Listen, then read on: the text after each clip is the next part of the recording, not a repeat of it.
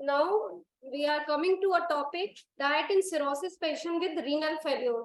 So here there is two complicated diseases, the liver disease and the renal failure coexist, which further deteriorate the nutritional status of these patients. And this is a problem area. This is actually a very difficult situation where we are not getting any specific guidelines. So we have to be very careful while managing the diet in these patients. As already discussed, malnutrition is is having etiology of malnutrition is multifactorial in these patients, and the prevalence rate is very high, as already previous speakers have discussed. And even we have shown in our own published data a prevalence rate of around 75% of our end-stage renal disease patients at the initiation of dialysis. So we can imagine the higher prevalence rate of malnutrition in these patients if these two complicated disease conditions coexist. So the dietary management, or we can say the timely dietary intervention, is very, very important to deal with this complicated situation. So in hepatorenal failure or the cirrhosis patient with this kidney failure, where the liver and kidney, both of them, we know that they are playing a very important role, very vital role in managing the protein metabolism, where the synthesis of albumin and most of the proteins, they occur in the liver, but the excretion and breakdown, they are handled through an important and complicated collaboration between these two organs. And metabolic derangements, जैसे हम सुबह से सुनते आ रहे हैं, it is very obvious and very noticeable in these patients. And we are aware that these AKI patients are not normal; they are something else. So the patient with cirrhosis with AKI or the hepatorenal failure with AKI, these are being managed in ICU. They are having very high catabolic rate, so their nutritional requirement is very high. So होता क्या है कि mostly जब patients आता है कई बार OPD में, तो कई बार हमारे पास इंटर्न्स आते हैं कि मैडम क्या 0.6 से लिख के आया, तो हमें क्या प्रोटीन कम करना है? तो यहाँ पे मैं कहना चाहूंगी कि प्रोटीन कम नहीं करना है। हमेशा AKI में हमने अपने शुरू से पढ़ते आ रहे हो ना कि स्टेबल में हमें 0.8, लेकिन ये patient they are at the risk of malnutrition, और they are, we can say they are already malnourished and hypercatabolic state है, starvation बहुत ज्यादा है, so protein and energy has to be on higher side. ये बहुत ध्यान रखना है. So before proceeding, we have to understand the similarities between these two diseases.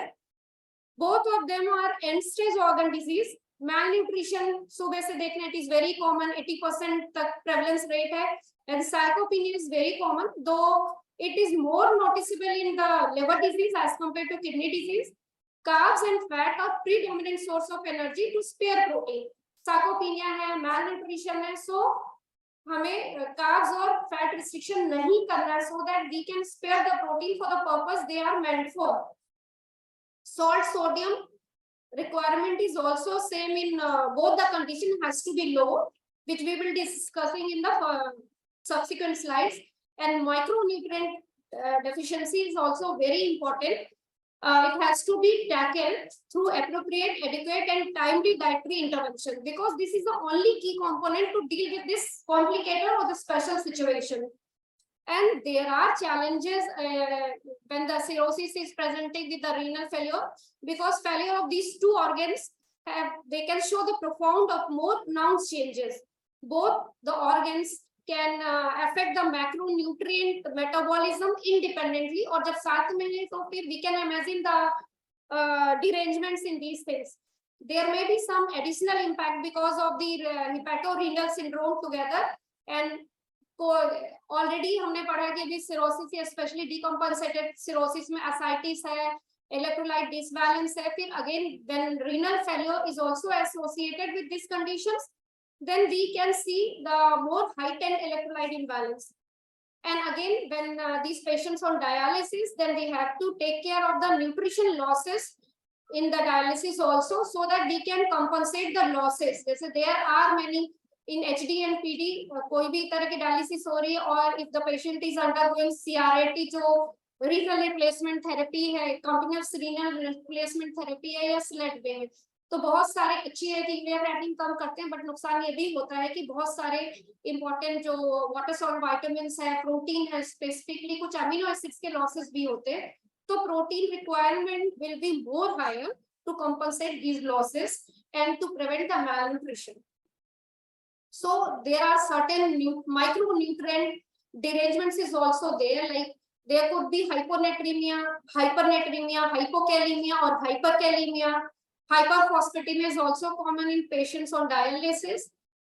And जैसे सुबह डिस्कस हुआ कि एल्ब्यूमिन कॉपर की भी इश्यूज होते हैं, वाटर सॉल्ट विटामिन्स के इश्यूज है, एंड फॉर्चुनेटली ये कि बहुत सारे इनमें से जो भी न्यूट्रिशनल इश्यूज हैं we can tackle them very nicely through patient education, timely nutritional screening, then at risk जो पेशेंट हैं उनको हम डिटेल न्यूट्रिशन इंटरवेंशन कर सकते हैं, क्लियरिंग फूड मिक्स, जैसे अभी रीता ने, निरुपमा ने बताया कि बहुत लोग कहते हैं हल्दी नहीं खाना, तेल नहीं लेना, इस तरह की चीजें को मिथ को बस्ट करना भी जरूरी है, and this could be possible only with a individualized diet chart for the patient which should be patient friendly and realistic also, otherwise compliance नहीं आता है।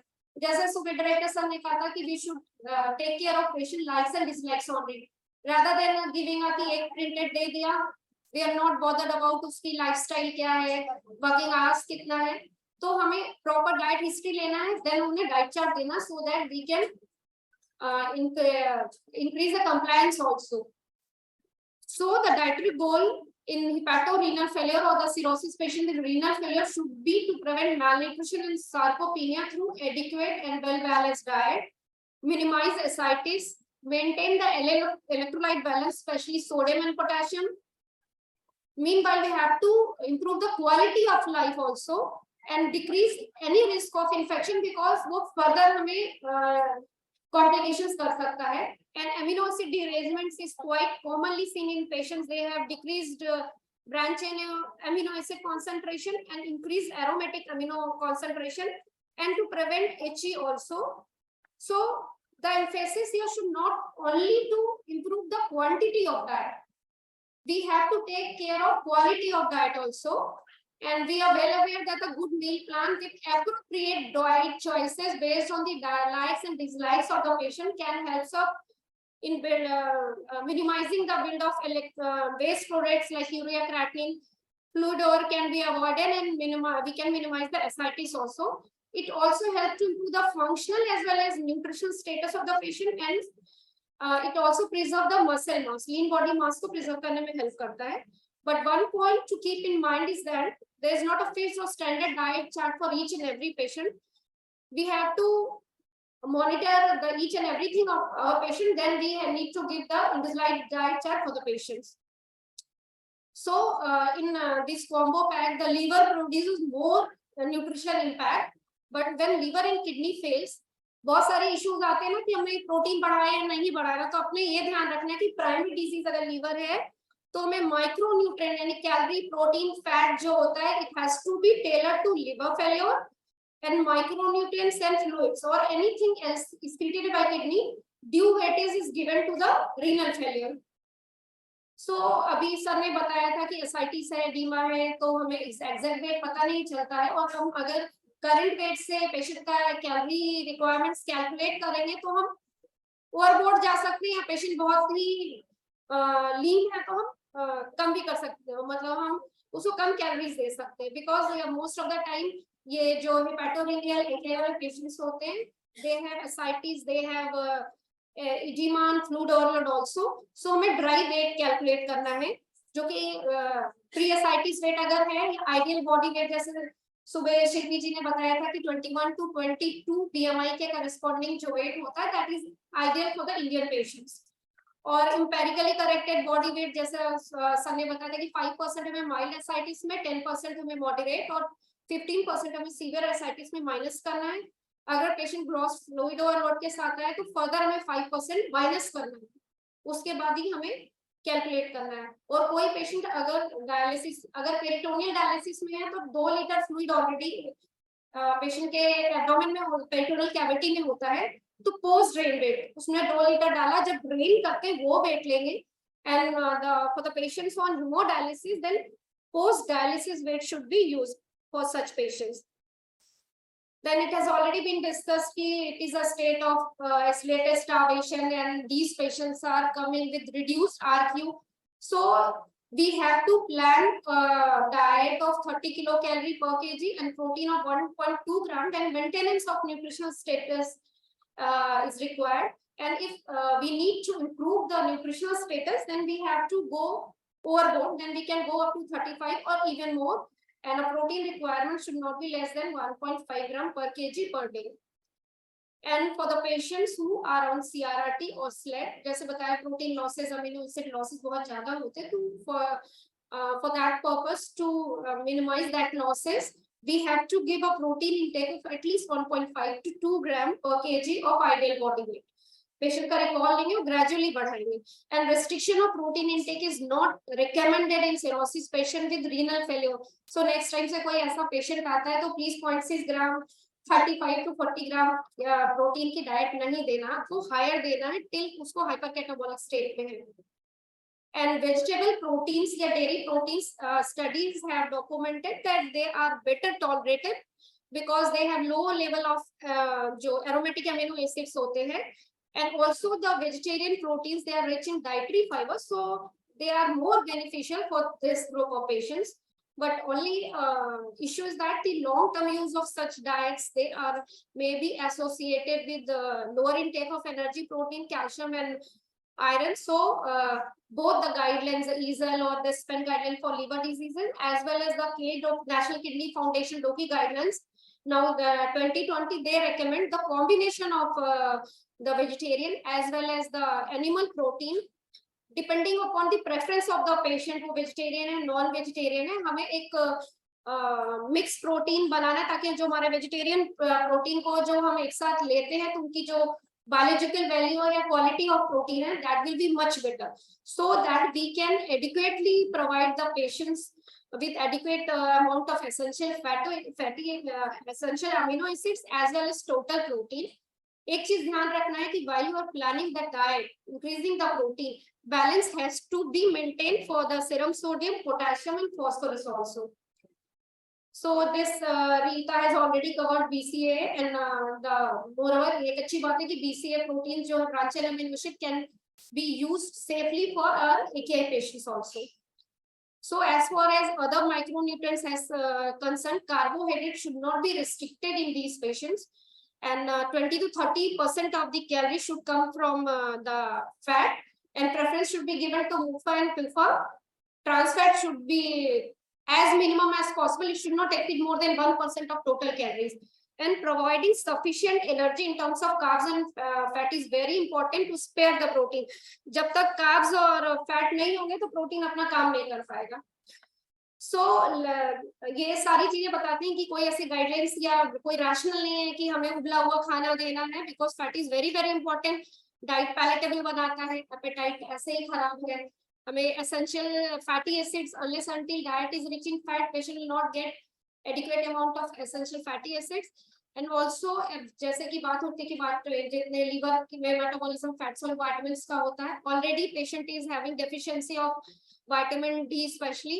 Then if adequate amount of fat is not there in the diet, then absorption of fat soluble vitamins will also be compromised. So judicious combination of cereal, pulses, vegetable milk, and variety of vegetable oils, which we should keep on rotating to have a desirable protein polyunsaturated to saturated ratio, because the AKI patients or the renal patients are also at the risk of cardiovascular disease or atherosclerosis. So it has to be cardioprotective also. So as discussed in the morning also, fat from varied sources is always important than a single source. Or in case of fat malabsorption, we can go with the use of NCT because it is easy to digest and assimilate. So it can be used as a source of calories in these patients. Now carbohydrate, as Nirupma has already told, in despite of diabetes, carbohydrate should not be restricted in the diet. Because सुबह से हम ये बात कर रहे हैं glycogen storage अच्छा नहीं होता है, patient is having frequent hypoglycemia, especially decompensated patients में. So fat should not be less than 45 to 65% of calories to reduce the risk of hypoglycemia in diabetic as well as in non-diabetic patients. And late evening snacks is very important, as discussed by the previous speakers. It improves the net nitrogen balance and also decrease the risk of this hypoglycemia. So coming to very important point, the management of salt and sodium in cirrhosis and ascites and renal failure. ये बहुत critical या crucial issues है जिन पे हमें ध्यान देना जरूरी है. सो ये ध्यान रखना, सुबह पे हम बात करें पेशेंट मैलनरिज्ड है तो अनलेस अंटिल डाइट पैलेटेबल होगी, पेशेंट का न्यूट्रिशन स्टेटस कॉम्प्रोमाइज होगा. तो your goal should be to achieve a sodium balance rather than strict sodium restriction. इतना लेवल का कम नहीं करना कि पेशेंट जो ऑलरेडी वो half of the diet recommended खा रहा है वो और कम होता चला जाए. So personalized salt management and regular reevaluation of salt and sodium intake is important. For this, there should be a close collaboration between your hepatologist, nephrologist and dietitian to maintain the sodium balance. आपने सोच लिया आप कर रहे हो, नहीं हो सकता कोई ऐसे पॉइंट है जो आपने नहीं समझ में आ रहे हो, तो always discuss with your residents, always discuss with your consultant अगर कोई भी आपके मन में डाउट है before managing the sodium. And as EASL guidelines ने बताया कि आपको 5 ग्राम ऑफ सॉल्ट या 2 ग्राम ऑफ सोडियम कोशिश करनी 3 ग्राम्स ले, लेकिन हमें डाइट की पैलेटेबिलिटी भी मेंटेन रखनी. अगर टेस्टी नहीं है तो फिर मुश्किल होता है. सो नेक्स्ट एक इंपॉर्टेंट पॉइंट है, hyponatraemia is very common in this group of patients. तो ये होता कब है, कई बार होता पेशेंट सॉल्ट तो कम ले रहा है बट फ्लूइड बहुत ज्यादा ले रहा है then recommended, then there could be dilutional hyponatraemia. जो सबको ध्यान रखना है कि डाइल्यूशनल हाइपोनेट्रीमिया नहीं होना चाहिए. सो ये नहीं सोचना है कि सीरम जो सोडियम है हमेशा डाइट से ही रिलेटेड है. तो serum sodium level must be evaluated in conjunction with the fluid status. अगर पेशेंट वॉल्यूम ओवरलोड पे है, डाइल्यूशनल हाइपोनेट्रीमिया है, आपके पास पेशेंट आए, एबीजी कराया, 120 सोडियम आ रहा है, अब ब्लाइंडली आप उसको फिर सॉल्ट करेक्शन करना शुरू कर देते हो तो कुछ नहीं होगा unless until you are restricting the fluid, क्योंकि ऑलरेडी फ्लूइड शिफ्ट के कारण आपको सोडियम जो है घटा हुआ दिख रहा है. तो ये आपने ध्यान रखना है, एसेस करना है पेशेंट हाइपोनेट्रीमिया में आए हुए, that's it actually true hyponatraemia और this is dilutional hyponatraemia because of the liver cirrhosis और बिकॉज ऑफ रीनल फेल्योर. ठीक है, फिर ये सबको पता है अचार पापड़ चटनी या जितने भी फ्रेश इंग्रेडिएंट्स हम यूज करके बना रहे हैं तो obviously diet will be very low in sodium because most of the sodium in diet comes from outside sources. दूसरी होती है कि जो हम चाइनीज फूड्स खा रहे होते हैं जो मोनो सोडियम ग्लूटामेट MSG होता है उसको अवॉइड करना है because that is 100% by weight sodium, जबकि हम टेबल सॉल्ट यूज करते हैं दैट इज 40% बाय वेट. और हमेशा हम पेशेंट्स को बोलते हैं ना फर्मेंटेड फूड्स यूज करना है, लोग फिर रोज रोज बेकिंग सोडा बेकिंग पाउडर डाल रहे हैं तो that is also add on to sodium burden. तो रोज में इनका इस्तेमाल नहीं करना है, आपको फर्मेंट करना है, आप दही से करिए या नेचुरल वे में खमीर उठा के इस्तेमाल करते हैं उस तरह से हमें देना है. सो पैलेटेबिलिटी को ध्यान में रखने के लिए कॉन्डिमेंट्स है, हर्ब्स है, इन चीजों का प्रयोग कर सकते हैं so that we can maintain the diet of those patients also. Then एक कई बार आता है ना कि डॉक्टर की प्रिस्क्रिप्शन लेके आता है कि आपको 2000 mg ऑफ सोडियम देना है, तो लोगों को लगता है 2 ग्राम सॉल्ट लेना है. इसलिए ये कन्वर्जन सभी डाइटिशियन को जरूर पता होना चाहिए कि what is how you are converting mg of sodium into salt, कितने ग्राम सॉल्ट में कितना सोडियम होगा. जैसे हमने बोला ना कि 40% बाय वेट सोडियम जो हम कॉमन नमक इस्तेमाल करते हैं that is 40% by weight sodium. तो 5 ग्राम क्या हुआ, 5 × 40 2000 mg. सोडियम का इक्विवेलेंट वेट 23 है तो ऑलमोस्ट 87 मिली इक्विवेलेंट हुआ. तो 5 ग्राम ऑफ सॉल्ट जो होता है लगभग 2000 mg ऑफ सोडियम या 87 मिली इक्विवेलेंट ऑफ सोडियम होता है. तो ये कन्वर्जन आपको पता है तो you can calculate any mg of sodium in particular gram of salt. Yes, I think you are right. Like 1 gram of sodium is sodium chloride. Sodium has a molecular weight of 23 and chloride has a 35. 35 Total is 58. So that 23 is the 40% of exactly. that is the correct. Thank you. So also encourage your patient to read the food label. जब भी कुछ खरीद रहे हैं food level जरूर देखना है because जैसे सॉल्ट आपको बोल दिया 2 ही ग्राम ले रहा है लेकिन वो डिफरेंट सोर्सेस से अगर सॉल्ट ज्यादा ले रहे हैं तो मुश्किल होती है. तो ये अगर हैबिट डेवलप कर लेते हैं तो उनको ये भी पता चलेगा कितना एक्स्ट्रा सोडियम ले रहे हैं, plus they can choose the lower amount of sodium. ये ध्यान रखना कोई भी ऐसा फूड जिसमें पर सर्विंग 400 mg ऑफ सोडियम है तो वो 1 ग्राम सॉल्ट के बराबर हुआ, तो यानी अगर उस एक सर्विंग की जगह 3 सर्विंग लिया तो patient is having 3 gram of salt, तो पूरे दिन की रिक्वायरमेंट उसी से पूरी हो गई। तो ये चीजों को भी ध्यान में रखना है। Now the fluid balance is very important component of dietary management in these patients because liver cirrhosis, renal failure दोनों ही ऐसा जहाँ पे यू वॉल्यूमिया यानी एग्जैक्ट हमें डिहाइड्रेशन भी नहीं चाहिए, हमें फ्लूइड ओवरलोड भी नहीं चाहिए, उसको मेंटेन करने के लिए आइडियली गाइडलाइंस कहते हैं कि 30 to 40 ml per kg per day fluid balance maintain करता है। But in the presence of ascites है या बहुत इडीमा, जैसे आप देख रहे हैं कुछ पेशेंट्स को कितना अधिक इडीमा हो रहा है, उस केस में आपको fluid restriction should be 1 to 1.5 litre per day. It is highly individualised actually, हम कुछ नहीं कह सकते कि हर पेशेंट को ही 1.5 देना है, 1 लीटर ही देना है। In some severe cases if severe fluid restriction of less than 800 ml is required to treat intractable ascites, मतलब ऐसे ascites जहाँ पे diuretics is not वर्किंग, और कई बार होता है कि रीनल फंक्शन इतना कॉम्प्रोमाइज है कि डायबिटिक्स यूज नहीं कर सकते, then in that case you should go for fluid restriction of 800 ml। And we have कई बार पेशेंट का जो इंट्राडायलिटिक वेट गेन, मतलब 2 डायलिसिस के बीच अगर वेट गेन बहुत ज्यादा हो रहा है, अचानक से पेशेंट को कंजेस्टिव हार्ट फेलियर में गया है, बीपी अचानक से शूट है, तो यही शो करता है कि कहीं ना कहीं सम हार्ट फेलियर है, इडीमा या फ्लूइड ओवरलोड में। इन दैट केस आपको इंडिविजुअलाइज्ड फ्लूइड रेस्ट्रिक्शन देखना पड़ेगा। And regular weight monitoring is very very important in such patients. और वो भी वेट मॉनिटरिंग किस तरह से करेंगे, सेम अप्रोच, मतलब same scale, same clothing, same timing में। ऐसा नहीं कि आज हमने इस मशीन से किया कल उस मशीन से, और अचानक बहुत डिहाइड्रेटेड पेशेंट या बहुत वेट गेन हो रहा है, it means there is something wrong. So next है कि आप पेशेंट्स को किस तरह से फ्लूइड रेस्ट्रिक्शन करना, स्पेशली गर्मी के मौसम में है तो बहुत मुश्किल होती है।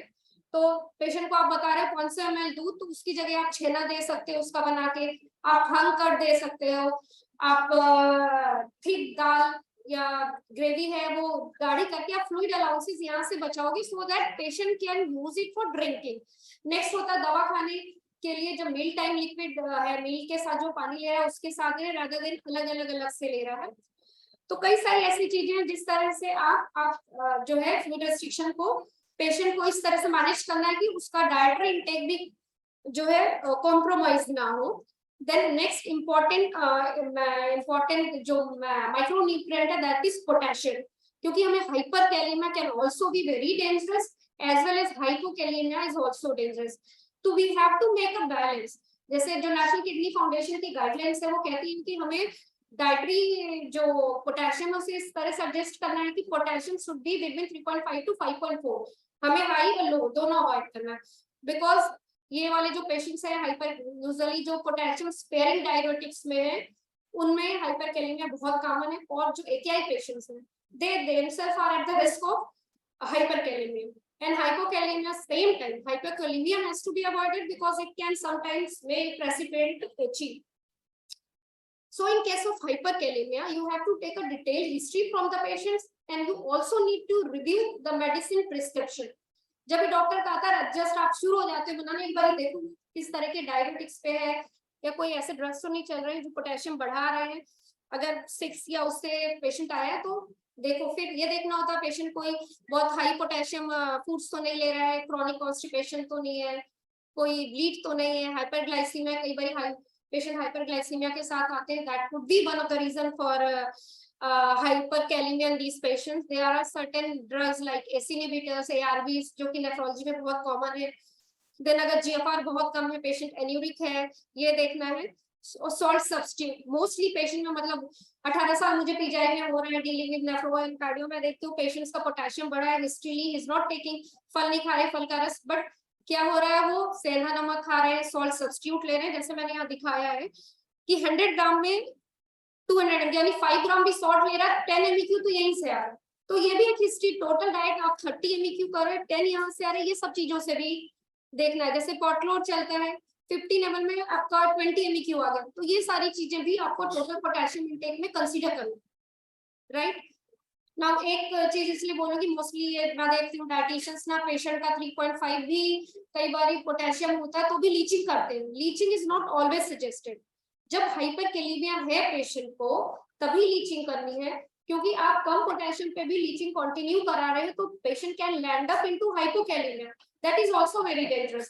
तो आपने पोटेशियम देखना है, अगर कम है लीचिंग एडवाइस करना, that too for short duration. Once potassium comes below 5, let him eat the normal तरीके से बना हुआ खाना। सो ड्रग न्यूट्रिएंट इंटरेक्शन को समझना भी बहुत इंपॉर्टेंट है, बिकॉज यूजुअली लासेक्स चल रही है तो हाइपोकैलेमिया होगा, पोटेशियम कम होता है। और कई बार पेशेंट अगर एल्डेक्टोन या स्पाइरोलेक्टोन पे है जो कि पोटेशियम स्पेयरिंग ड्रग्स है, तो these patients are at the risk of hyperkalaemia. तो हम और दोनों इन दोनों के साथ नेगेटिव पॉइंट्स क्या है, दे आल्सो इंड्यूस हाइपोनेट्रिमिया। तो ये सारी चीजें आपने ध्यान रखना है। And some time the commonly used drugs like cholestyramine, they cause the loss of vitamin, fat soluble vitamins, and neomycin को अगर लंबे दौरान तक यूज करते हैं, then there could be deficiency of zinc and increased incidences of diarrhea. Beta blockers sometimes they also increase protein oxidation, तो हमें यहाँ पे प्रोटीन और बढ़ाना है। स्पेशली जो हमारे CKD पेशेंट्स होते हैं उनमें फॉस्फेट बाइंडर चल रहा होता है मील्स के साथ, तो ये सारी चीजों को पेशेंट फॉस्फेट बाइंडर चल रहा, बट हम बताते कभी भी खा रहा है इसलिए फॉस्फोरस कंट्रोल नहीं हो रहा है। तो आपकी भी ड्यूटी होती है, आप डाइट चार्ट बना रहे तो आपने भी बताना होता है कि this phosphate binder has to be used with the meal only. इस तरह से करके हम पेशेंट को डाइट के साथ और ड्रग्स को एक साथ कोलैबोरेट करते हैं तो बहुत सारी चीजों को हम मैनेज कर सकते हैं। Then as discussed, these all the renal failure patient as well as the cirrhosis patient, they are at the risk of the deficiency of water soluble vitamins, especially the thiamine and vitamin D also. So it has to be corrected as discussed in the previous lectures. So sufficient calories and protein and fiber should be there in the diet of these patients with the supplementation of branched amino acids as required. Unnecessary dietary restrictions should be avoided, especially prolonged fasting should be avoided. जैसे doctor साहब ने सुबह बताया था direct सोने की 3 दिन का हमारा इक्विवेलेंट टू 3 घंटे का इनका, तो small frequent meals is important with inclusion of late evening snacks and protein rich early morning breakfast. And micronutrient deficiency, as we have discussed, has to be corrected. Salt sodium and balance has to be maintained.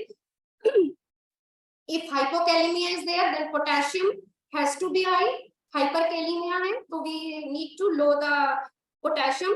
So for this, all the patient need to consult a dietitian to sketch the best meal plan for him.